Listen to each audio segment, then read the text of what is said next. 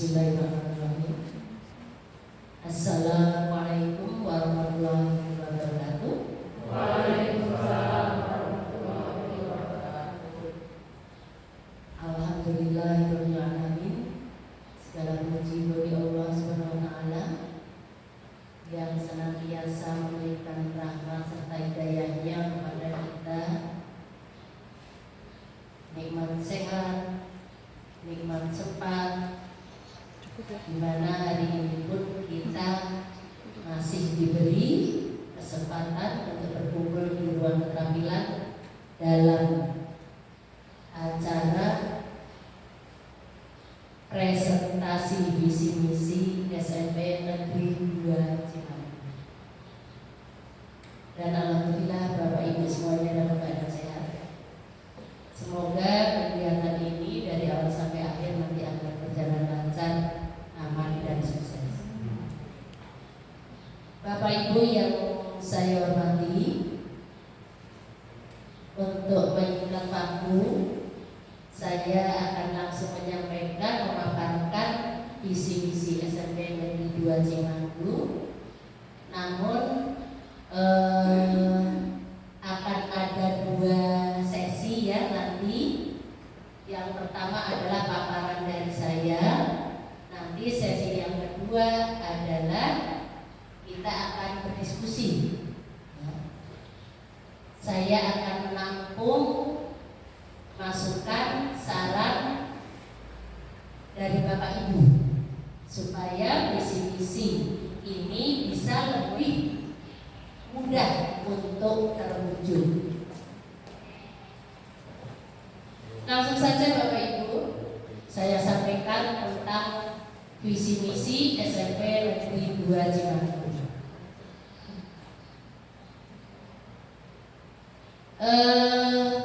Presentasi ini salah satunya adalah karena saya memilih kinerja dengan fokus presentasi visi misi.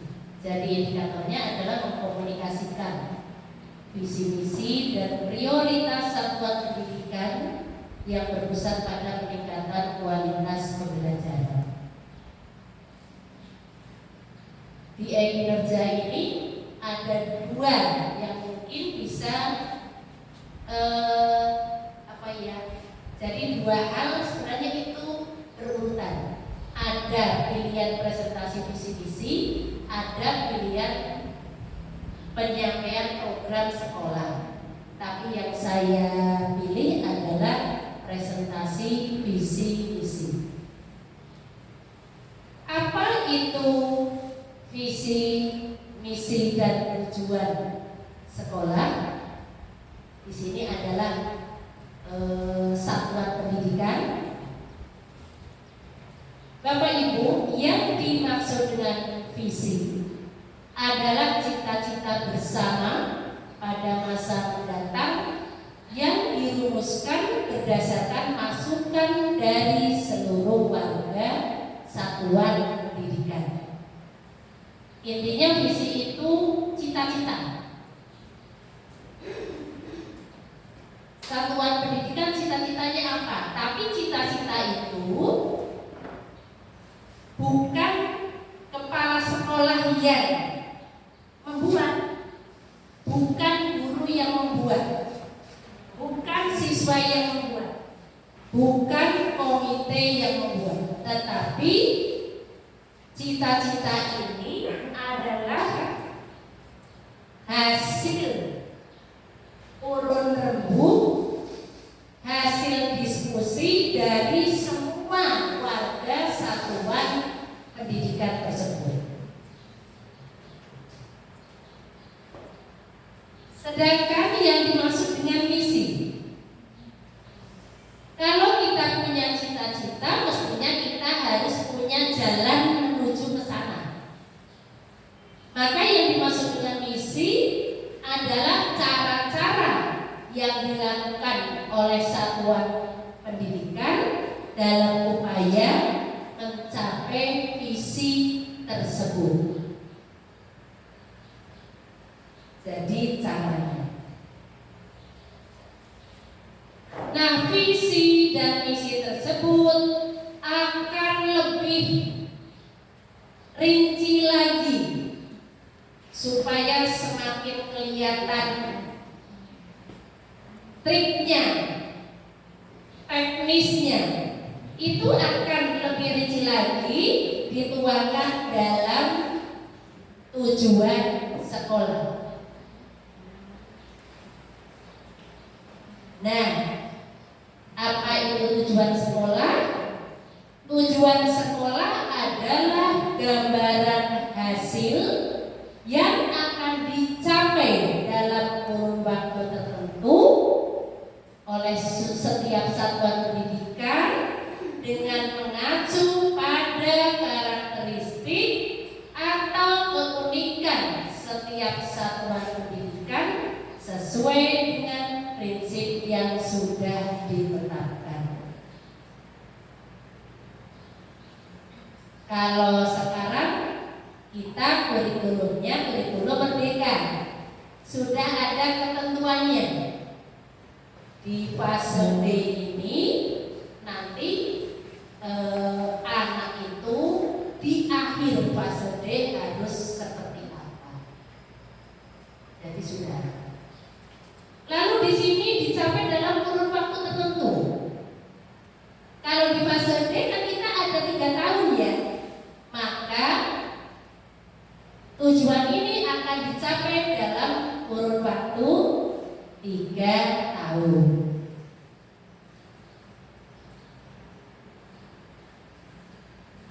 Itu pengertian visi, misi, dan tujuannya.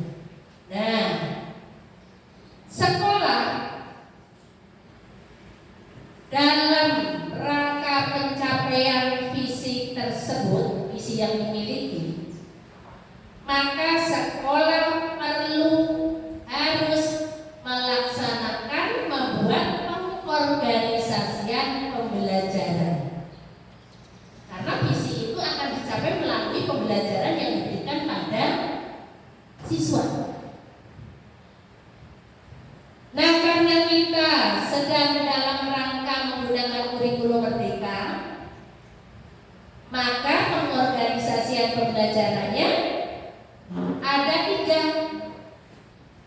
Di sekolah kita ada kegiatan intrakurikuler, ada kegiatan kokurikuler atau P5,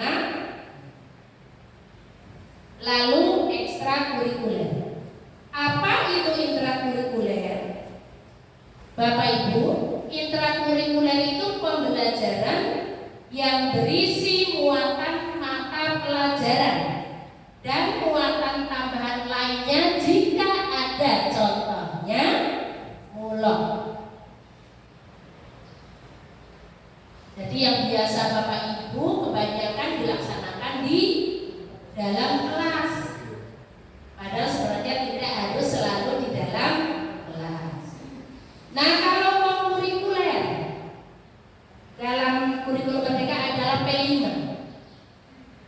adalah kegiatan di sekolah dalam rangka memberikan kegiatan untuk menguatkan profil pelajar Pancasila.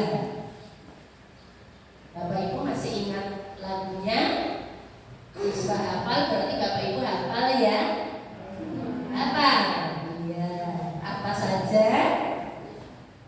Profil pelajar Pancasila. Lagunya gimana?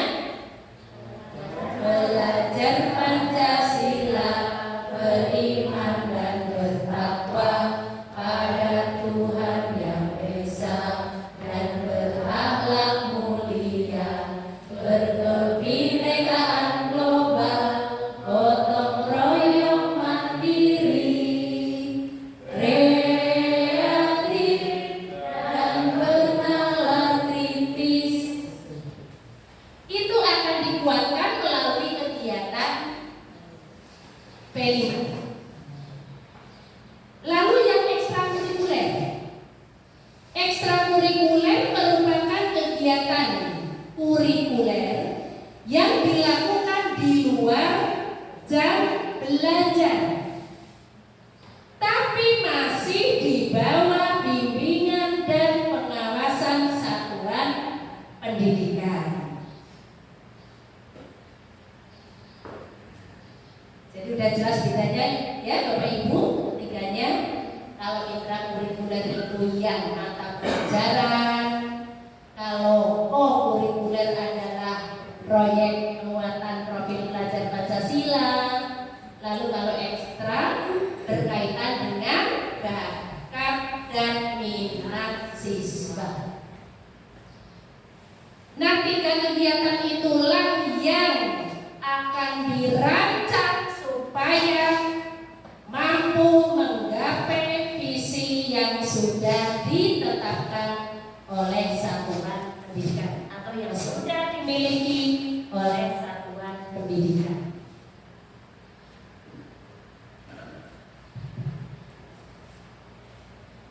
Nah, tadi sudah mengenal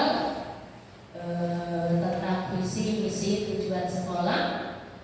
Sekarang bagaimana dengan visi-misi yang sekolah kita miliki? Bapak Ibu hafal visi kita?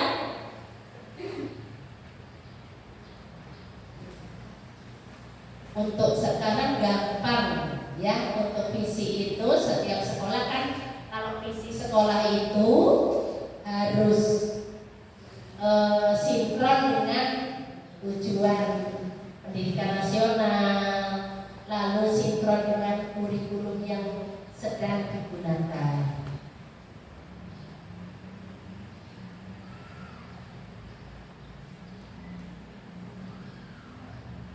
Ada yang hafal visi sekolah? Oh iya, Bu Siti silakan.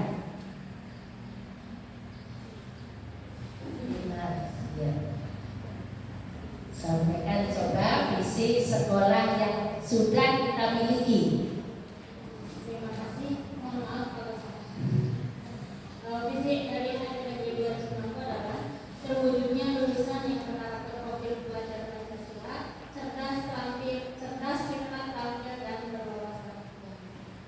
Oh iya, terima kasih Bu Siti. Nah sekarang saya yakin tidak ada Bu Siti yang hafal karena itu visi sekolah kita ya. Nah, jadi Bapak Ibu, sekolah kita sudah punya visi, misi, dan tujuan sekolah. Nah, maka karena sudah punya, saya paparkan visi tersebut. Nanti kalau ada perlu penambahan, silakan Bapak Ibu sampaikan. Nanti ada forum diskusi ya. Bapak Ibu, ini saya ambil dari juga apa ya, yang kurikulum, karena memang visi kita sudah ada di sana, tapi masih bisa diperbaiki Bapak Ibu.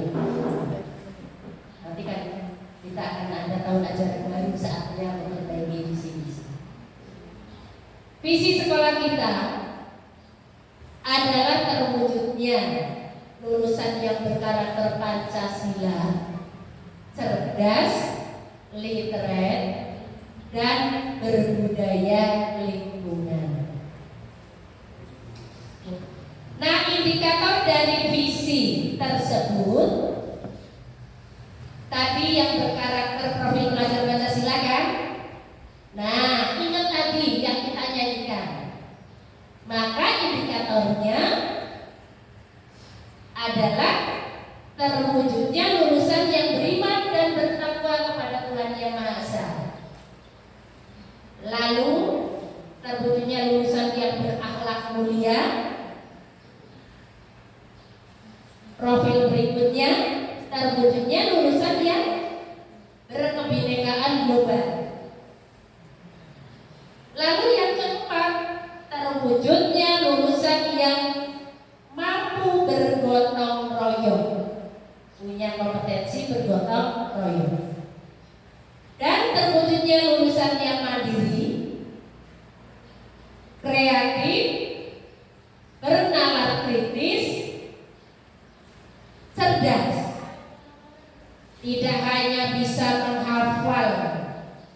tentang materi, tapi dia juga bisa menggunakan materi itu ya, untuk memecahkan, mencari solusi atas kehidupan yang akan dilaluinya. Karena orang hidup itu tidak lepas dari permasalahan.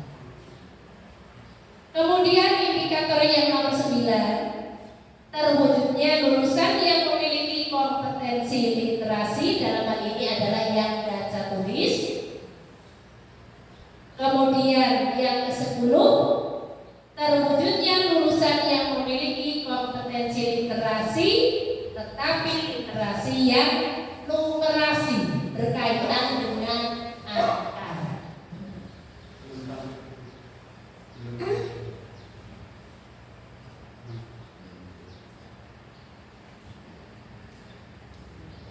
Ya, nanti saya berikan ya ini. Yang terakhir adalah terwujudnya lulusan yang mencintai dan menjaga lingkungan yang bercahaya, bersih, rapi, cantik, hijau, dan nyaman. Tadi sudah muncul ya Bapak-Bapak.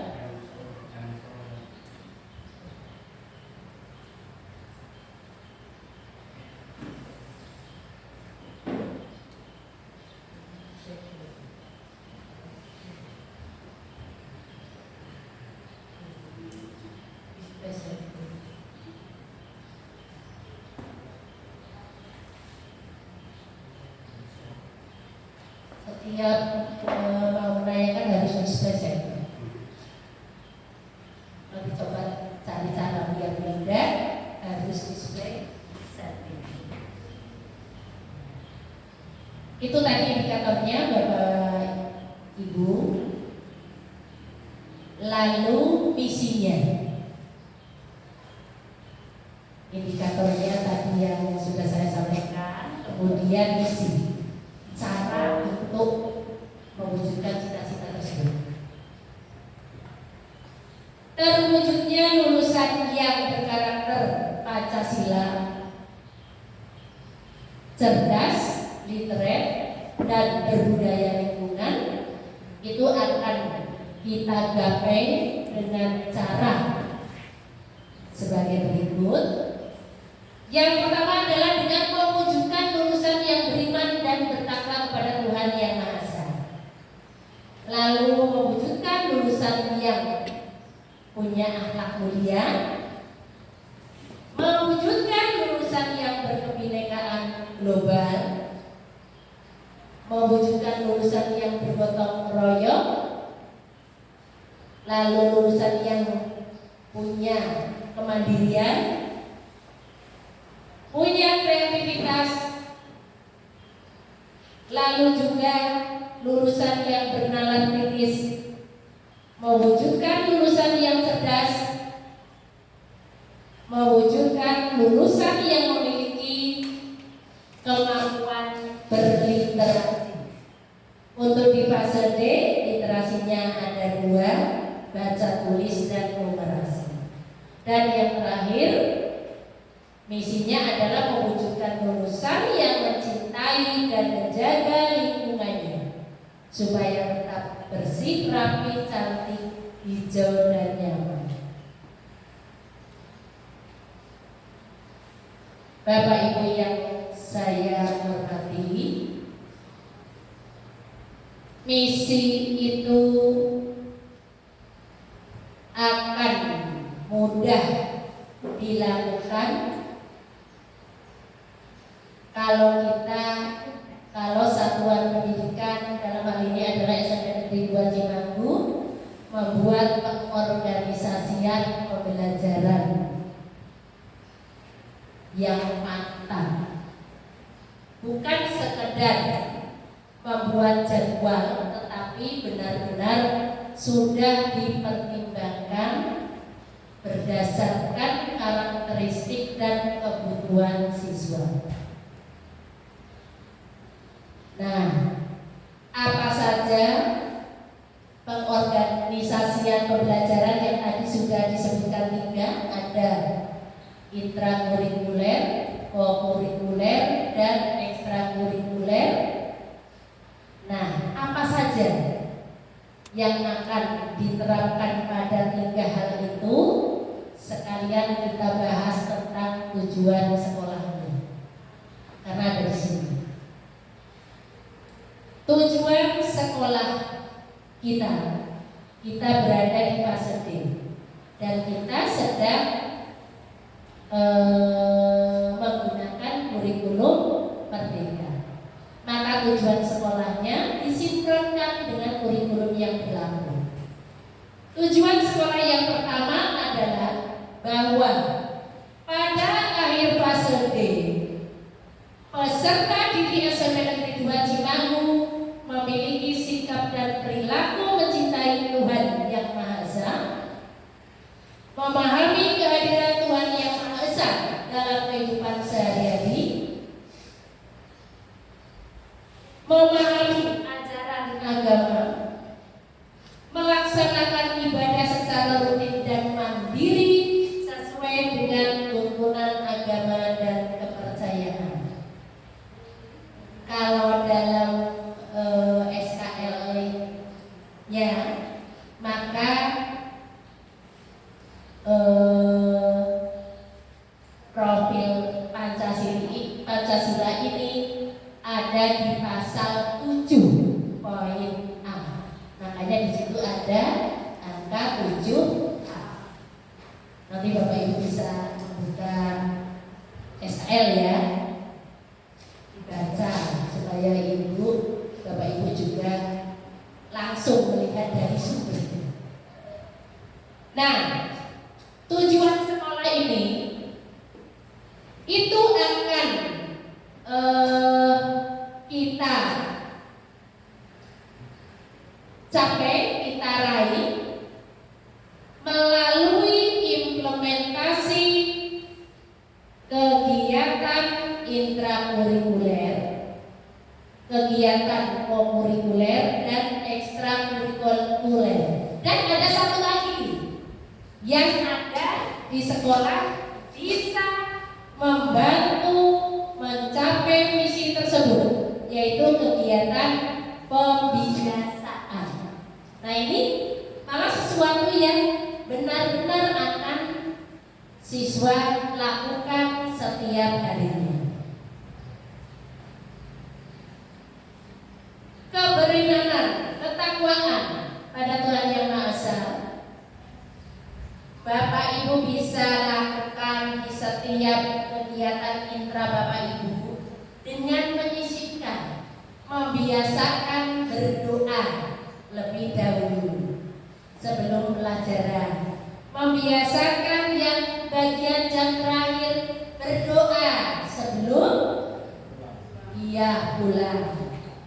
Lalu di sela-sela materi yang Bapak Ibu berikan, Bapak Ibu bisa menyisipkan tentang keagungan Tuhan, tentang kehadiran Tuhan di sekitar kita setiap saat, sehingga siswa-siswa akan semakin merasakan dan akhirnya akan memiliki sikap yang mencerminkan cinta pada Tuhan, merasakan kehadirannya. Selain itu, di kegiatan kokurikuler P5 Bapak Ibu juga bisa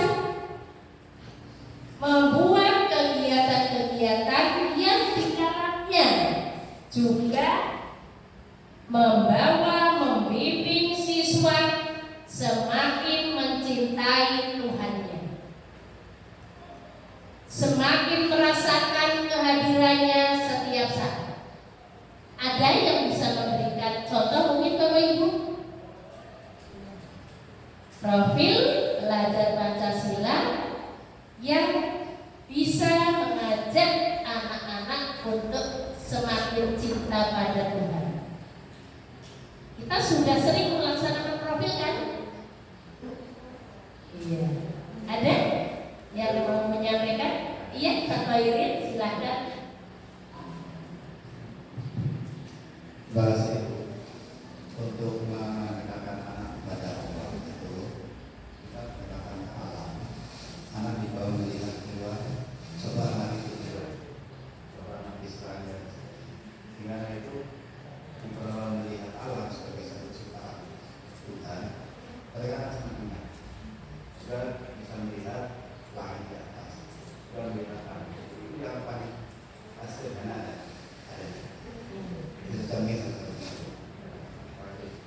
Terima kasih Pak Tohirin, bagus sekali ya. Itu contohnya bahwa kegiatan kurikuler itu kan biasanya namanya saja proyek penguatan profil pelajar Pancasila. Maka kita harus bisa memberi anak sebuah proyek. Proyek itu biasanya adalah hasil kita mengamati lingkungan. Yang namanya kita dihadapkan pada lingkungan alam semesta, itu adalah cara yang luar biasa untuk menambah kita mencintai Tuhan. Apalagi kalau kita menjelajah, anak-anak dibawa jalan-jalan, itu melihat sawah yang terbentang luas, atau tiba-tiba ada gunung apa, lalu melihat sampah, melihat sungai, itu akan memunculkan rasa cinta kita pada Sang Pencipta. Jadi dalam segala kegiatan sekolah itu mudah sekali mengarahkan anak supaya mencintai Tuhannya, supaya semakin merasakan kehadirannya setiap saat, bahwa Tuhan itu setiap saat hadir di dalam diri kita, di dalam hati kita. Itu contoh dari kurikuler. Kemudian kalau ekstrakurikuler itu banyak sekali ya, apalagi pramuka. Pramuka itu di dalamnya ada dasar dharma pramuka. Nomor 1 saja adalah tentang ketuhanan. Jadi jelas sekali kalau kita ekstra pramuka, maka pasti kita akan selalu mengingatkan pada siswa bahwa yang perdana, yang utama adalah Sang Pencipta. Karena di dasar dharma diletakkan di nomor 1, di Pancasila juga di nomor 1. Kenapa kita harus meragukan Pancasila? Kan gitu. Lalu dari kebiasaan Bapak Ibu, dari kebiasaan, apa kebiasaan di sekolah kita yang bisa kita lakukan untuk meningkatkan kecintaan kita pada Tuhan adalah yang pertama, bisa melalui 5S. Apa itu 5S?